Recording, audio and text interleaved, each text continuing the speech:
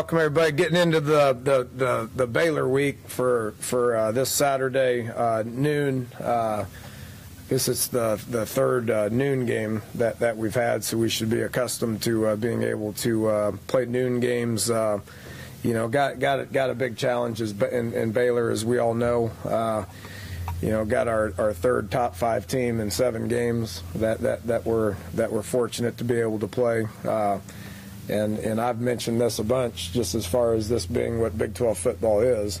We got more on the horizon. There's no difference in playing 3 of these top 5 teams and then turning around and playing, the next 3 opponents that we have being ranked as well. I think there's 6 top 15 teams or something that we're fortunate to be able to have on our schedule. It obviously makes West Virginia relevant in college football, and we're fortunate to be able to be here.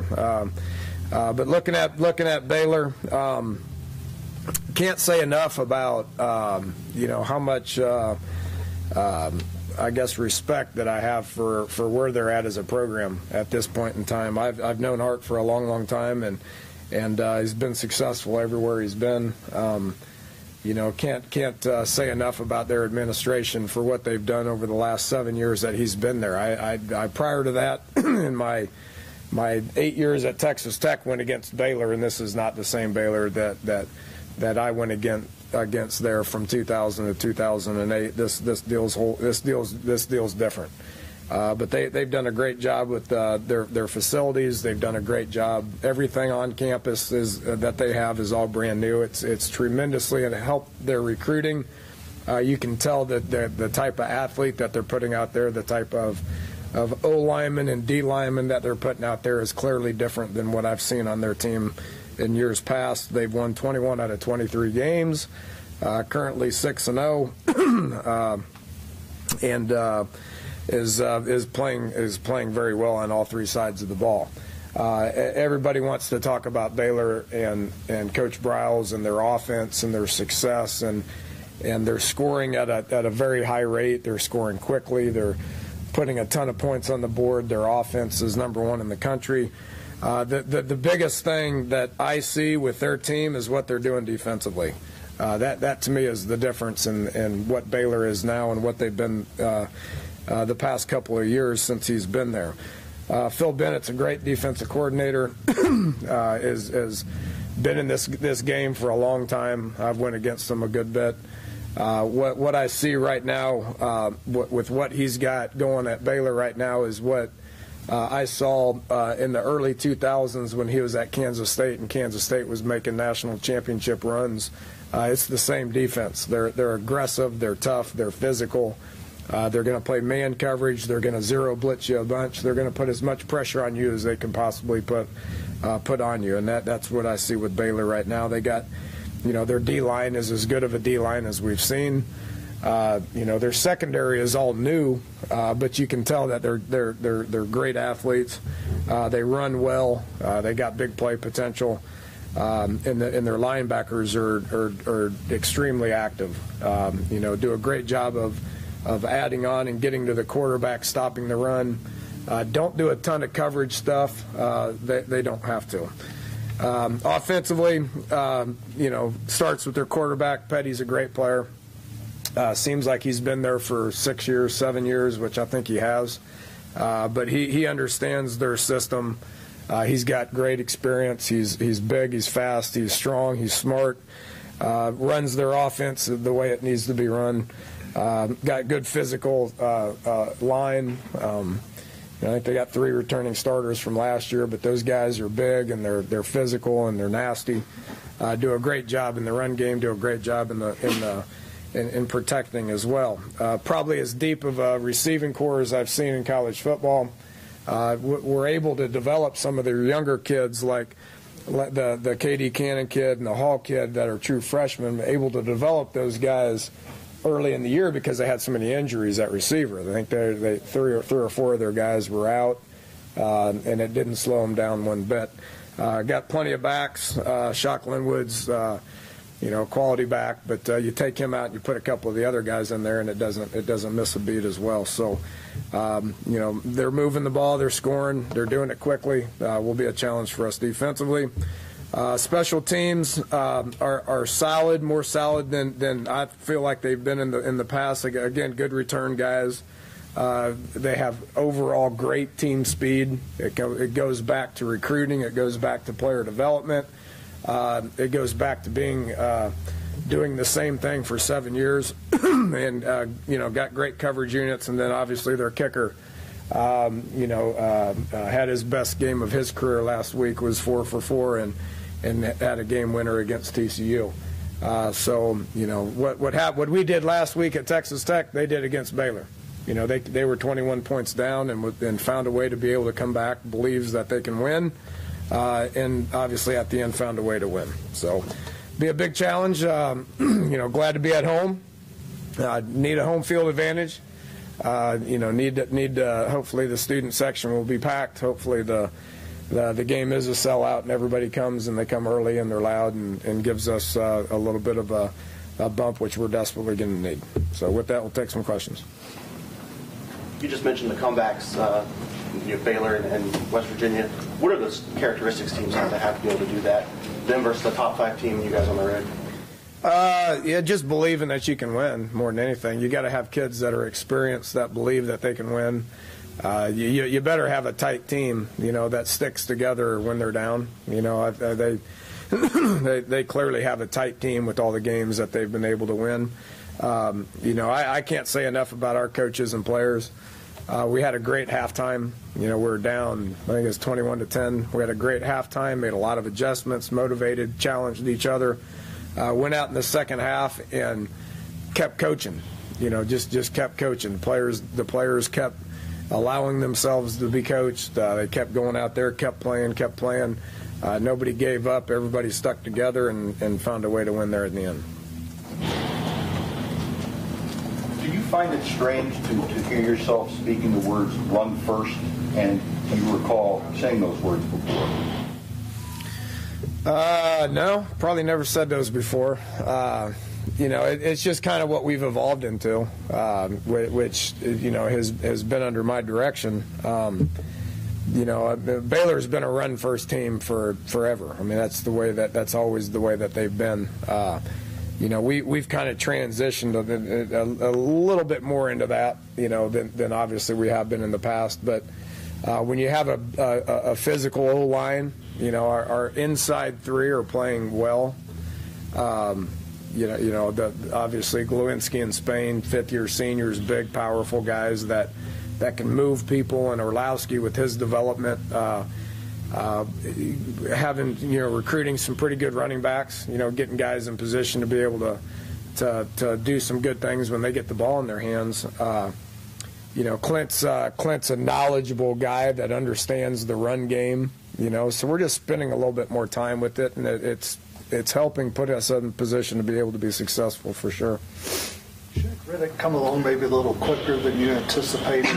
What are some of the adjustments that he's made stepping up to a higher level? Yeah, I'm not prepared to say that he's got things figured out by any stretch of the imagination. He's got 1 sack in 6 games. He came here to sack the quarterback, and we've put him into a role where he needs to play more because of our lack of depth on the defensive line.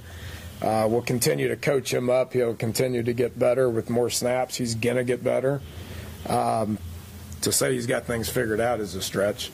I mean, he needs to get to the quarterback more. He knows that. He needs to work hard on his technique and the motor that he needs to play with in order to get to the quarterback more often, which is going to help us win games.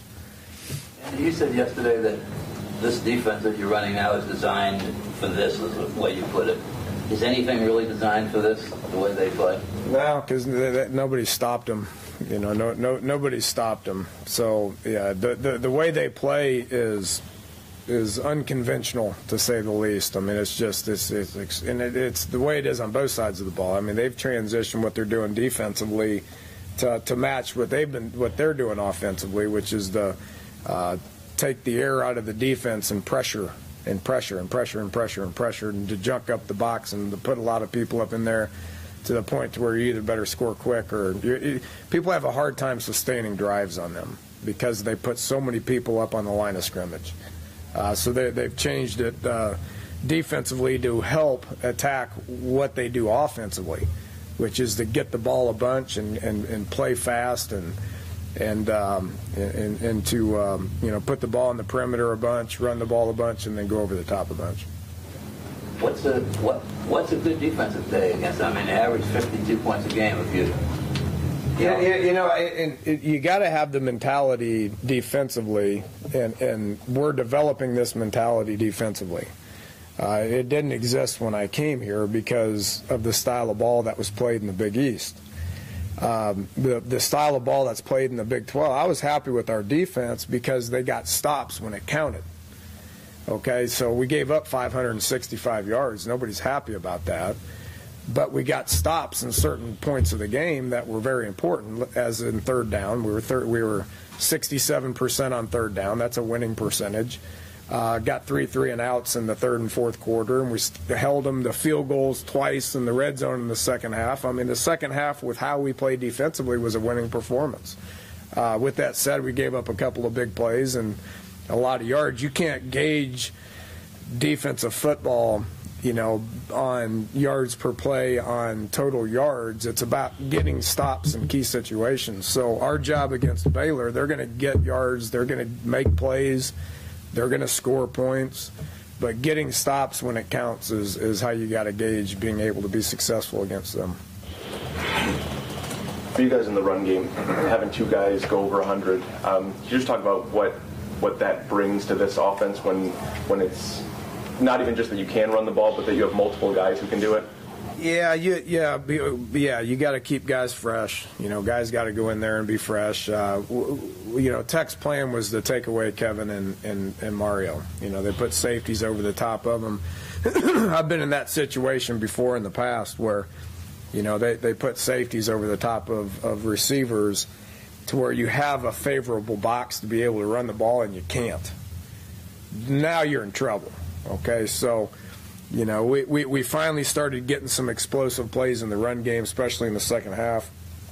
In the first half, I probably got a little bit frustrated because we weren't getting explosive plays in the run game, but we were averaging 5-6 yards a carry, which is successful, and I got to be a little bit more patient with that. But when you get that kind of coverage and take away the deep guys and you can't run the ball, you're in trouble. And we're in a situation now where we're able to do that. Where do you see that small? Obviously, in the spring, you guys were talking about him kind of being the replacement for Sims, being able to run it, being able to catch it. Are you happy with what you've seen out of him so far? Yeah, I just haven't been happy with his big play ability. And he knows this, but he had his best week of practice last week, and he had his best game as a Mountaineer last week. So he needs to build on that, and he needs to continue to improve. He's a guy that has a burst. So when he gets, 4 or 5 yards and on that safety, he's a guy that can make that guy miss and burst. And then obviously he's versatile to the point where he can play him at receiver and catch seam routes and screens and all that. So he's getting better, and he needs to continue to improve. Josh, you mentioned defensive line depth. Hyman and Christian Brown, what's their status? We'll find out today. Josh tweeted out a photo saying that you finally talked to him.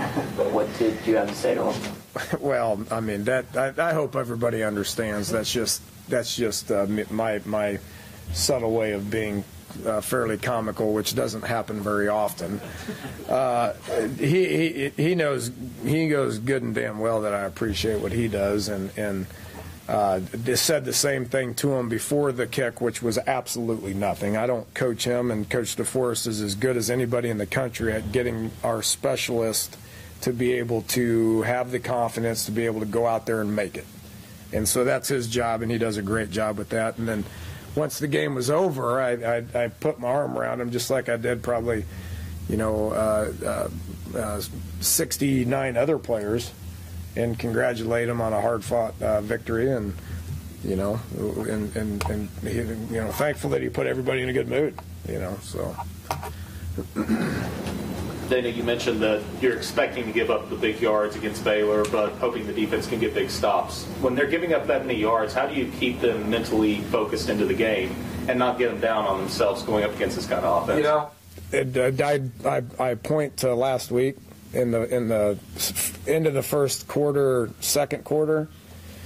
We gave up 3 straight touchdowns and gave up plays, and guys came to the sidelines. And in years past, games past, they would have been done. They would have been done. So maturity is big. We got a lot of kids on defense that have played a lot of ball, and understand, going into the third year into the Big 12, what these offenses are like. And Coach Gibson's done a great job of emphasizing key stops, 3 and outs. Believe it or not, we've been emphasizing turnovers, but that has rarely happened. But done a good job of emphasizing this to where our guys understand what we're trying to accomplish on defense. We're not going to suffocate teams like Baylor or Texas Tech or Oklahoma State or TCU, or the list goes on and on. We're just not going to suffocate them. Nobody is. But what you can do is you can keep playing defense, maintain a positive attitude, and get excited about key stops and being able to have key stops translate into winning games.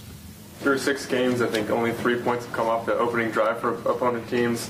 Is that maybe one of the key situations that is lesser noticed to kind of set the tone for the game there and give your offense a shot to get the lead? Probably so. Our second quarters haven't been as good, but we've emphasized starting fast. I mean, I think offensively we've done a good job for the most part of starting the game with successful drives and scoring points, and then the defense goes out there with a little bit of confidence and has done a good job of stopping them initially. So it's a start. It's how you finish is more important. But getting off to the right track and starting quick is something that we do emphasize. Yes. You frequently talk to Jordan Thompson in terms of being a great practice player. Was this the game you've been waiting for from him? Yeah, the consistency on it. He's made those plays in practice, and we've all seen it in spring games and all that.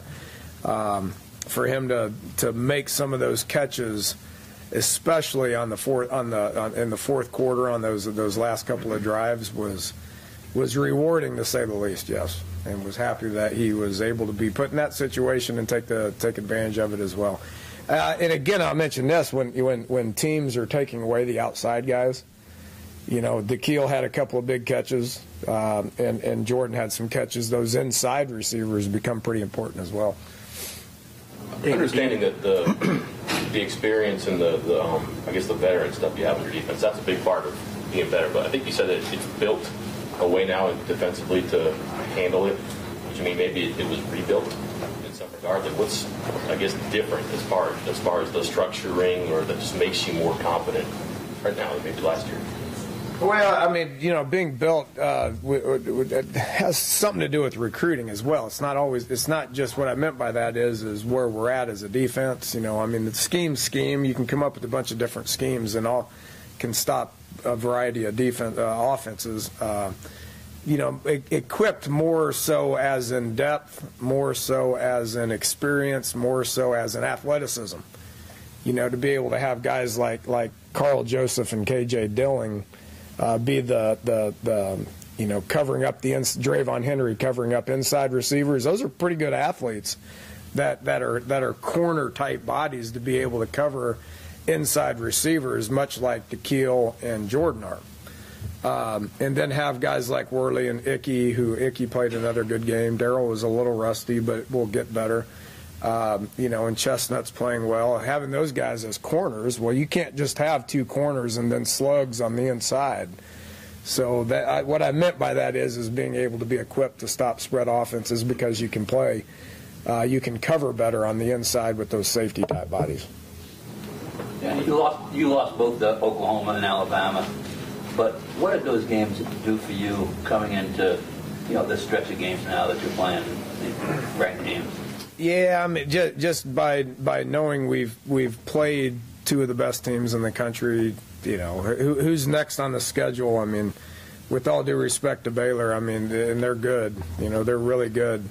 But we've been in this situation before. Not only have we been in this situation before this year, we have in years past as well. So it's just we're at a point in the Big 12 now where it doesn't faze us. That same situation at Texas Tech existed 2 years ago, too, as we all know. And we didn't handle that situation very well. The next step, winning. Well, there's no question. Yeah, there's the third top 5. Let's try winning one of these at some point. There's no question that's the goal, and that's what we're practicing for, and that's what we're trying to get our guys to understand is yes, we've competed and we've played and we've been in these games, but let's practice a little harder. Let's play a little better. Let's be a little bit more motivated to where when we have a chance to win a game like this in the fourth quarter, we need to win it. And I think we're getting better at that, and we're getting closer to being able to achieve that. Kevin said a couple times that in regard to last year, he wasn't himself, and he doesn't know why, which is kind of mysterious. But when you look at that and you saw that guy play and see who he was now, but also recruited Kevin, right? Yeah, when you recruited him, you probably saw this at least. But I guess what happened last year that he wasn't himself like he is now. I just think Kevin's improving. I think he's improving. I mean, he may think that the player that we see today was the player that he always was. The production won't support that. The production will not support that. So he continuously is getting better. I still think his best football is ahead of him. You know, this year I think it's ahead of him, and in years to come I think it's ahead of him. Molinari, special teams champion of the week. What did he do to stand out last week for you guys? Well, he held the ball. You know, I mean, Josh wouldn't have made it if the ball wasn't held appropriately. He's done that a lot, though. I tell you what, yes, and I'm obviously kidding on that, but not really. I tell you, he's a senior. He's our best student athlete. He's got a great attitude. You know, he's a heck of a team leader and a heck of a football player. Those kickoffs were awesome. You know, you get swirling winds in Lubbock, and to be able to maintain focus on the kick shows a mentally tough person. To where we were a little worried about their kickoff returns. They had good skill back there, and for him to be able to boom those things in the end zone, I thought was awesome. You know, and then obviously just what he does for our overall team is incredibly important. And, you know, there's an element to Josh's comfort level with him that needs to exist in order for Josh to be able to do his job. Dana, is Baylor's pass rush similar to Oklahoma's in the fact where you'll need to have some guys on the outside to extra guys to block some of those guys? Yeah, at times, because they're going to zero blitz you. Oklahoma didn't zero blitz you. They just had 2 guys that just charged it upfield. Baylor's is different. They're one of the leaders in the country in sacks. I mean, and it's not just coming from the 6'9" guy. I mean, their inside guys rush. And it's the most complete rush that we've seen because, you know, not only you got 2 ends that rush, you got 2 thick inside guys that rush, and then they bring backers and stuff, you know, in the middle and through the B gaps, and they're going to do everything they can to be able to get to the quarterback. You ever see a player like that 6'9" guy before? We got one on our scout team that's 6'9". Not quite the player. It's impressive. I tell you what's impressive. He's tall, but he's extremely physical. I mean, how fast and twitchy can you be as a 6'9" guy? It's tough with pads on. But he is a physical dude. He is a physical dude. Okay. Thanks, Coach. All right. Thank you.